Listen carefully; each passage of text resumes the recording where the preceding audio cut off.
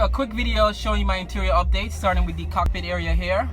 I have the Z4 E89 steering wheel that went through two of these. This is the second one. This is the one has the DCT paddles. It's the LCI steering wheel. Sports steering wheel is heated with the shift paddle there. I also did the, sorry for the camera being shaky, the rear fog switch there with the rheostat dial from the European fog, rear fog, front and rear fogs. The stainless steel pedals are down there. Bit of an upgrade, pricey, but they do get dirty real easy, but they add a bit of touch to the car, like how the sunlight reflects off of them. Even though they're deep in the footwell area, they still catch a bit of sunlight, and it looks really great on this car. I've gotten used to the cup holder being in that position there, because as you're driving, it's real easy to reach over and drink your coffee or whatever you have there, instead of like driving and reaching down for stuff. You know, I like that line of evenness with the steering wheel that's leveled with the cup holders and the radio and the AC, all the controls. Everything's leveled in one line. I like the aesthetics of that. Now, the cup holder is crappy because anything bigger than a small cup will fall out or spill over, so just be careful there. Now in the back, I was going to do the Happy Robot mod, which adds the two power adapters here with the smiley face draw. I'm not going to do that because you do lose a bit of space here, because the replacement kit does take up an extra 2 inches of space here to give you that sliding in and out draw, as well as the power console, the power adapters there, the power ports. So what I will do is probably go to AutoZone and buy a 3-to-1 power port adapter and just keep it in the glove box, keep it in this area, and if someone in the back needs a power port, I'll just connect it there and then have the 3 ports back here somewhere.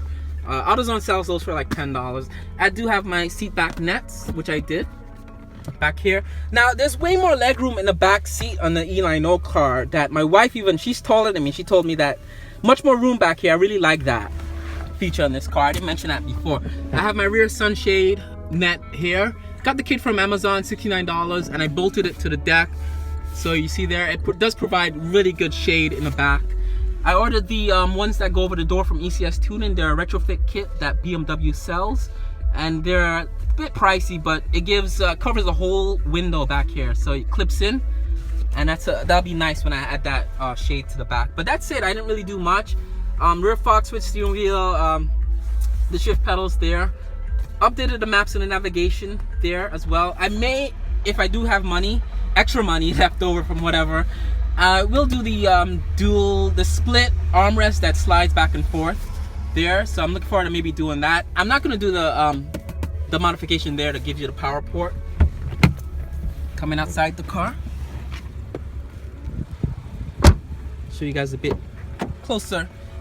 So that's the rear fog switch that I added. It has this European version has the leveling switch for the halogen lights. This doesn't work. I don't use this for anything. So I do have the auto function as well as the front and rear fogs, which is kind of cool. Then when you do activate it on the dash, you'll see it light up front and rear fogs there, which is kind of cool. So I really like that. It's good for tailgaters, or if you're driving in bad weather. You know, it's good to have that there. A closer look at the pedals. They do get dirty real easy because your foot is on them, so you know you have to keep cleaning them to keep them looking nice. But it's a worthy upgrade. I think it makes the car look much nicer than the regular pedals it comes with. It's your dinky cup holder. You know, it doesn't hold anything bigger than this, a small cup. Or I mean, if you have a pull and spring bottle, it will hold that properly. But have a drink with that. The train is going by behind me. So that's pretty much it. For my upgrades on this car, I haven't really done much. Show you guys the rear sunshade in the back there. I haven't really done much. I really like this car. I've been driving this car for a month off and on. It hasn't been my daily driver, but I drove it a week daily. And I've gotten used to the hard run flat tires. You do get used to it. So I might keep those on until the summer and then get proper tires. Let me turn this down. And let's just do a drive out of here. Put my seatbelt on. Oh, you know what? I didn't show you guys the outside of the car. That's my iDrive there. I have to probably do a review on the iDrive because I'm a bit disappointed in the iDrive on BMW. So bit of the outside, so you guys can see. So I'm keeping the rims and keeping the tires as well. And I am gonna get the Continental DWS at the end of the summer, but you do get used to the hardness of the run flats there. Now my windshield washer fluid was leaking, and I made an appointment with the dealership to get that looked at. So it's just this pump here that's leaking down into the ground. And my trick is with the dealership, when I made my appointment to take the car in for service, I told them exactly what was wrong with the car. Don't say, this is my advice to you, don't go in there and say, oh, fluid is leaking, there's some blue fluid leaking from the engine, because they will charge you to tell you what it is, and then they'll charge you to fix it. So I told them it's obviously washer fluid. So I say my washer fluid is leaking from my right headlight washer pump.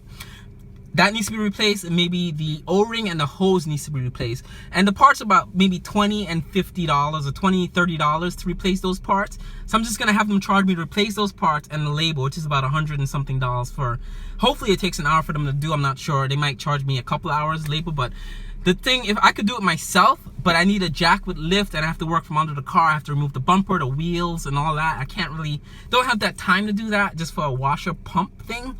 That's not even vital to the driving function of the car. So I'm just gonna suck it up and pay the price on that. Put my seatbelt on because the little red guy with the seatbelt would not go away. So let's just do a quick drive out of here.